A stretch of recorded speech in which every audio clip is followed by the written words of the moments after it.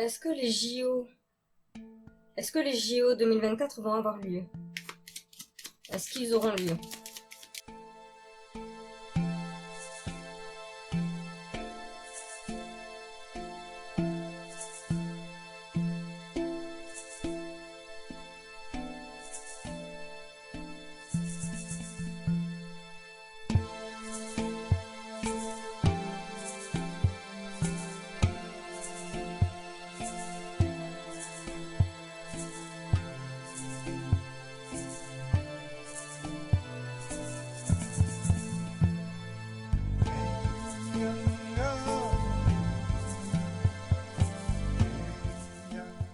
Si je devais en dire quelque chose, je dirais que si ça a lieu, ce sera avec beaucoup de difficultés. Ça aura aucune valeur d'ailleurs, parce que ce qui sera mis en avant sera encore une fois certainement une propagation de maladie. Et à cause de cela, parce que ça engendre, c'est un contrat. Quand on fait participer des JO dans son propre pays, c'est un contrat que l'on passe avec d'autres pays en question. Et donc il faut s'y engager, il faut aller jusqu'au bout. Donc je pense qu'il y aura une énorme perte financière de toute façon. Ce sera un trou, hein, un trou financier monumental. Beaucoup pensent que ça va rapporter énormément, mais pas du tout. En tout cas, pas tout le monde. Hein. Ce sera plus en perte qu'en bénéfice. Et à cause de cette déclaration de maladie, parce qu'il y aurait beaucoup de monde, soyons logiques, hein, les JO, bah, ça veut dire que c'est censé accumuler beaucoup de personnes, d'un peu partout d'ailleurs. Et donc, à ce moment-là sera déclarée une maladie, ils obtiendront, enfin, du coup pour les JO, ils obtiendront une aide de l'espoir, en fait, d'une aide venant de l'extérieur. Alors là, je vais sortir juste une image, possiblement le même exemple que quand ils ont fait appel au McKinsey. Voilà, au groupe McKinsey, qui n'est qu'une entreprise extérieure, donc américaine. Quand ils ont fait appel à eux, lorsqu'ils avaient besoin d'aide et blablabla. Bla bla bla. Donc d'où le plus gros trou financier en une seule prise, quoi.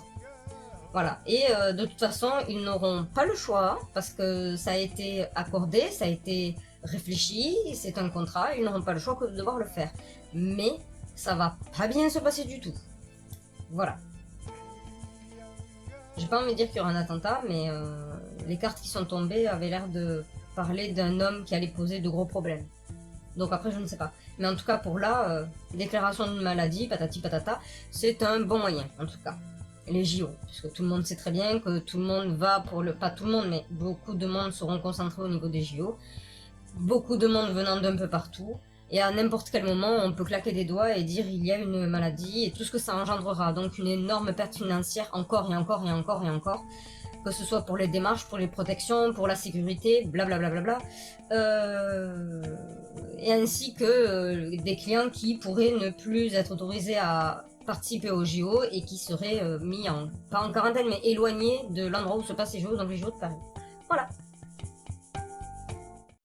Comment se passeront les JO 2024 à Paris? Comment ça va se passer? Quel sera le déroulé, les événements marquants, importants en France? Comment vont se passer les JO 2024?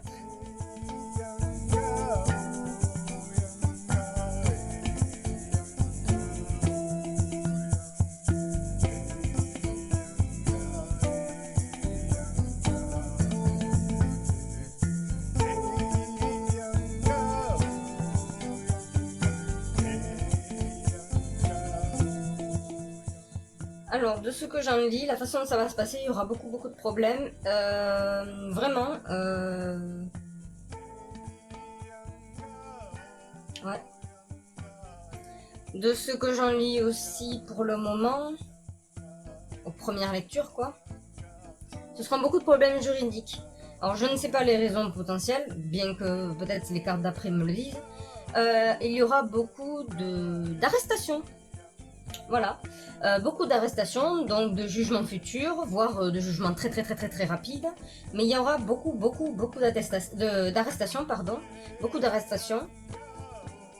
Ça va créer énormément de conflits, donc beaucoup de dualité, l'incompréhension, parce que entre les JO, l'excitation, tout ça, plus le fait qu'il y ait beaucoup d'arrestations, dont on n'a peut-être pas le sujet là tout de suite.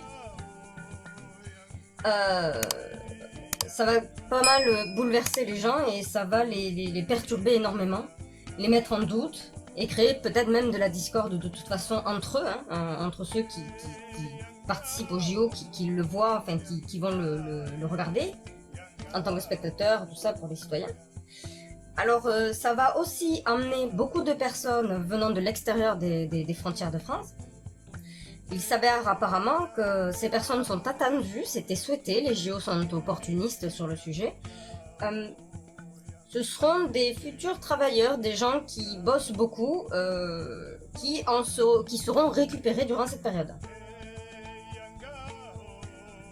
En même temps, les JO vont permettre aussi beaucoup de contrats signés entre plusieurs pays, vis-à-vis d'un futur abondant pour eux, hein, pour certaines catégories certainement, mais ça va permettre de beaucoup de rencontres. Je parle pas juste des petits citoyens, je parle de bien plus haut dans la hiérarchie. Donc pas mal de contrats signés, c'est un bon moyen de se fondre dans la masse pour passer des pactes futurs, quoi, commerciaux ou autre chose. Hein. Et là, je ne comprends pas vis-à-vis d'une croyance, on suit des gens qui suivent bêtement, aveuglément, pardon, qui suivent aveuglément quelqu'un, une croyance. Alors, je sais pas si c'est un lien avec l'histoire de la maladie avant ça, en fait, mais qui vont bien écouter et qui vont bien suivre les règles, ou si ce sont des religieux venant de l'extérieur que l'on fait passer discrètement. Possible. Des religieux de l'extérieur qu'on fait passer discrètement. Peut-être qu'ils en profitent justement, mais en tout cas, c'est une opportunité d'aller récupérer des futurs travailleurs qui ne seront pas aussi bien payés que les Français eux-mêmes dans le pays de France, quoi. Mais c'est une bonne opportunité pour convoyer plusieurs personnes de l'extérieur, donc des futurs travailleurs. Comme je l'ai dit, aussi des contrats à passer, beaucoup d'arrestations, beaucoup de dualité, de dissonance, de doute, de perturbation. Parce que ça va pas bien se passer.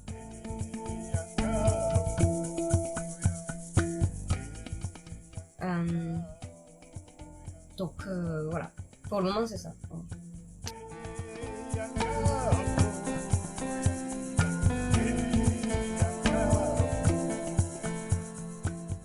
Croyance, dualité. Alors de ce que je peux en dire, c'est qu'il semblerait que les contrats, les opportunités, les pactes entre plusieurs pays, et ça se fond dans la masse parce que tout le monde va parler JO, mais en fait il va se passer bien d'autres choses à côté, ça va pas conclure à quelque chose de positif apparemment. Ça ne sera pas concluant positivement. Et je pense qu'en plus, le sujet qui sera mis sur la table, entre autres, c'est la dualité entre des croyances, entre plusieurs croyances. Non, pardon, c'est bien la maladie. Les gens vont suivre bêtement en rapport avec une maladie. C'est ce qui sera mis en avant. Il faut encore travailler les personnes, il faut encore être dessus, les mettre en dualité dans leur tête, les mettre en doute, les perturber au maximum en fait. Et c'est en rapport avec la maladie, tout à fait, voilà. Donc en fait, il va y avoir ce problème-là. Et c'est peut-être pour ça aussi, l'histoire du désaccord avant, c'est assez rigolo.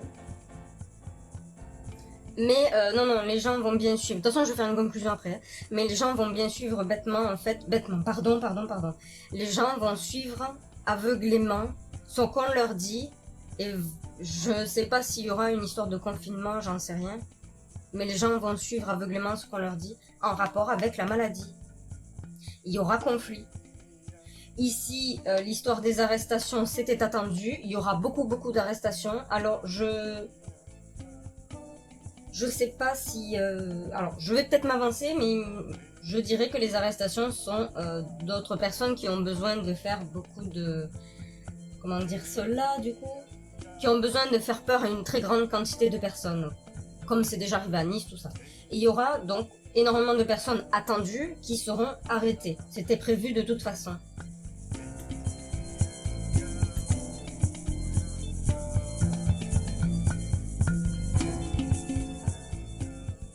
De la dualité, oui, beaucoup de dualité, de doute et tout ça.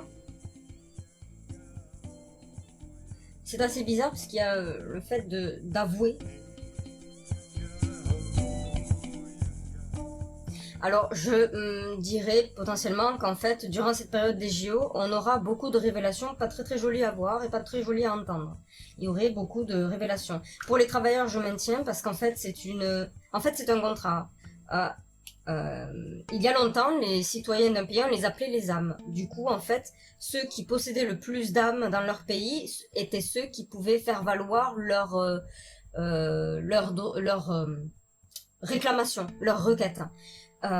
Et en fait, le truc, c'est que plus il y a plus il y avait d'âmes dans un pays, plus tu étais considéré potentiellement riche parce que c'est de la main d'œuvre. Et chaque personne est l'équivalent d'un gros portefeuille du pays. Donc c'est comme des grosses tirelires dans lesquelles on met de l'argent. Et quand tu passes un contrat, soit tu fais un échange commercial avec, je sais pas moi, des productions, donc ça peut être de la nourriture, des tables, n'importe quoi, du mobilier, ce que tu veux, mais aussi des humains en fait. Ils peuvent donc se payer entre eux avec les humains parce que chaque humain c'est un portefeuille, chaque humain est un investissement mis à l'intérieur. Donc si on investit, c'est comme un mobilier, il a une valeur. Et si on doit une dette ou quelque chose, eh bien on peut, certains pays, ça a déjà existé, hein, certains pays vont payer aussi par quantité humaine vis-à-vis de la valeur de son pays. Je sais pas si on parlera de PIB ou quoi, mais vis-à-vis de la valeur de son pays et donc la valeur de chaque être humain qui existe dans son pays. Et on peut payer comme ça. Et ça, là, les JO vont permettre justement de récupérer de futurs travailleurs qui exerceront a priori sans connaître réellement tous les droits et les devoirs qu'ils peuvent avoir dans notre pays, que les Français connaissent malheureusement pour ceux d'en haut, hein, évidemment. Et donc, ça passera les frontières, c'est volontaire, et ça permet d'acheter ces humains parce que c'est un paiement et une dette. Alors, je dirais donc que je pense vraiment qu'en fait, c'est un lot d'humains venant de l'extérieur, que le pays d'où viennent ces travailleurs, ces âmes, ces portefeuilles, ces tirelires, que le pays nous doit à la France. J'ai pas dit nous doit à nous les citoyens, mais doit à la France. Quoi que ce soit de contrat qui était passé avec le gouvernement dont on n'est peut-être pas au courant d'ailleurs. C'est comme une dette que l'on nous rembourse durant les JO. Et donc ça permettrait ça justement, un remboursement de cette dette via des êtres humains que l'on envoie et puis terminé. Ensuite, en fait, ça permet des rencontres, ça permet des règlements de compte, ça permet de discuter, en dehors même des JO, derrière le rideau des JO 2024, mais ça ne finira pas bien. Il y aura un conflit. En fait, ça n'aboutit à rien, ça ne passera pas. Voilà. Et pour ce qui est de la maladie, on va nous signaler qu'il y a attention, il y a une grande maladie, quel que soit son nom, quel que soit son... Voilà. Mais tout ce qui en découlera recommencera. Et ainsi de suite, parce qu'il ne faut pas perdre la main, comme on dit. Donc voilà. Et les gens, par la peur certainement, réagiront. Voilà, réagiront en suivant aveuglément, sans se poser trop de questions, parce que là, on pourra justifier du fait qu'il y ait beaucoup de personnes venant de l'extérieur, et donc ils sont tous rassemblés à Paris, ils font les JO, blablabla, tout ça, et ça va envahir le monde entier, bref, voilà. Ça va recommencer en gros. Hein. Peut-être que c'est grâce à ça qu'ils finaliseront toutes les procédures qui sont censées être utilisées qu'en cas d'urgence et qui seront mis, comme beaucoup de choses se sont passées, définitivement en application par la loi. Comme l'histoire de, je sais plus le nom, mais en gros, quand on utilisait les sentinelles et tout ça pour les craintes de terrorisme, c'était une urgence, je sais plus le nom de cette urgence, mais c'était une urgence d'un temps temporaire qui finalement a été appliquée par la loi définitivement. Et ben là, ça va être pareil, en gros, si... C'est pas joli, hein. Voilà. Donc, pareil, conclusion à la fin. Voilà, voilà. Comment ça va se passer? Ah, je vais demander confirmation.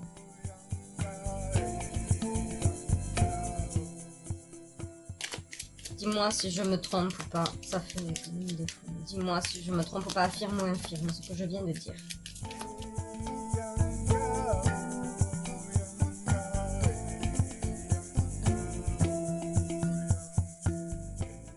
Je confirme tout ce que je viens de dire. Je ne sais pas à quoi sera, je ne sais pas en quoi seront utilisés les futurs arrêtés durant cette période. Mais apparemment, ils sont pas juste arrêtés pour être mis en prison et puis basta. Hein.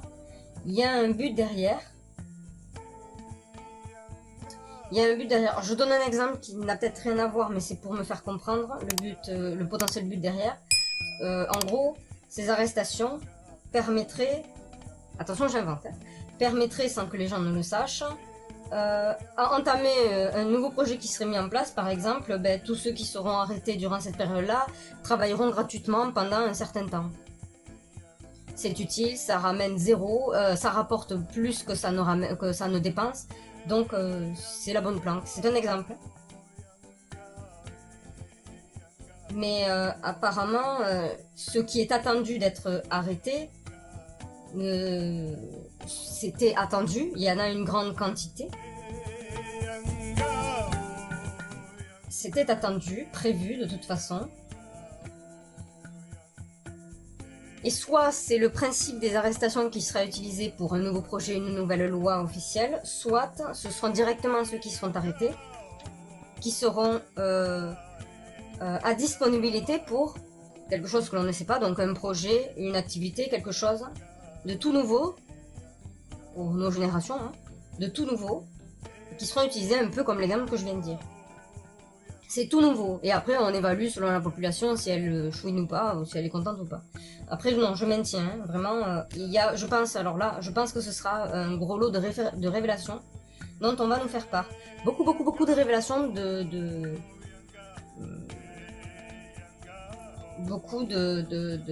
révélations, oui. De confessions, de toutes ces choses. Je sais pas en rapport avec quoi par contre, mais ça viendra. Je dirais au pif peut-être en rapport avec les enfants, les femmes, mais bon, pas sûr. Hein. Peut-être l'eau même carrément, mais je pense qu'on aura beaucoup de révélations durant cette période-là. Faudra être assidu aux actualités officielles.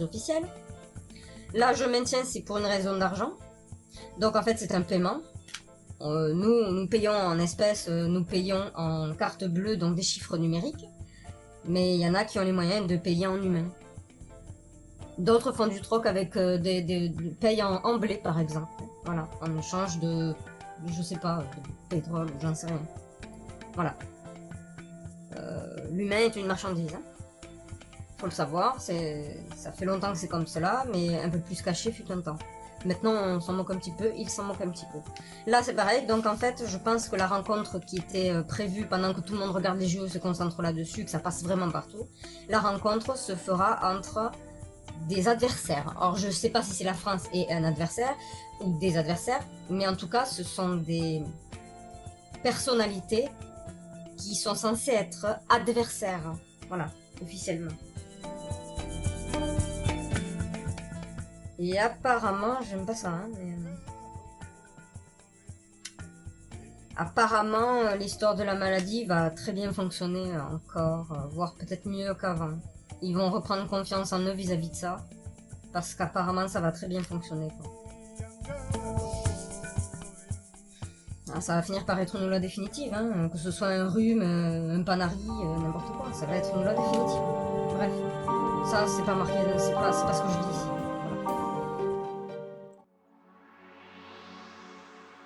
Les JO 2024 seront un gouffre financier. Il ne rapportera qu'à un petit groupuscule de personnes aisées, certainement pour des raisons d'investissement et commerciales. Ces fameux JO, donc de 2024, semblent permettre également des rencontres du sommet entre pays dits adversaires, vis-à-vis de contrats futurs potentiels, tels que le domaine commercial. Il semble que certains pays, probablement frontaliers, en qualité de paiement de dette envers la France et ou de l'Union européenne, fourniront des humains comme futurs travailleurs, main-d'œuvre pour la France en tenant compte que tout est marchandise ainsi que les humains.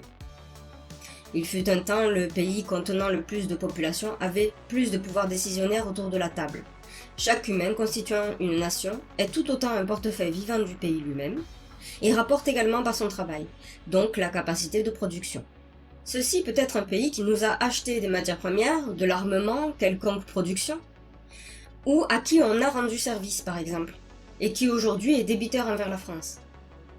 L'on va nous mettre en avant une épidémie ou pandémie durant cette période, entraînant de la panique, des conflits, des rixes. À la suite de quoi, beaucoup d'arrestations auront lieu. Mais il semble qu'une partie de ces personnes arrêtées seront vouées à une exploitation, comme le travail gratuit par exemple. Par la peur réitérée d'une maladie, comme entre 2020 et 2022, les personnes s'exécuteront aveuglément sans se poser de questions, certainement par habitude désormais. Et pendant que l'on communiquera médiatiquement sur les JO, des révélations seront divulguées en même temps.